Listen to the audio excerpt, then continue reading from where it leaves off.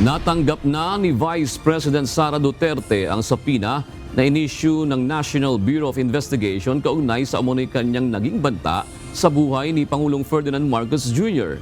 Ayon sa Vice Presidente, ipinaparisked niya ang araw ng kanyang pagpunta sa NBI para magpaliwanag dahil kailangan pa niyang dumalo sa pagdinig ng Kamara sa Biyernes. Ito ay bilang suporta na rin sa kanyang mga staff na dadalo sa investigasyon. Samantala, tinawanan naman ni VP Sara ang issue ukol sa umano'y posibleng paglabag niya sa anti-terrorism law. Natatawa ako sa violations on the anti-terrorism law kasi sinusubukan nila to reach sa aking properties and assets.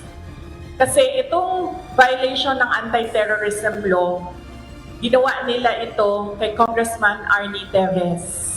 So they have a playbook on what you do to a person na kakasuhan mo ng anti-terrorism law. Gusto nila mag-cancel ng passport. Gusto nila mag-red notice sa international. So hindi ka makakagalaw overseas. Gusto nila mag-amlak. Anti-money laundering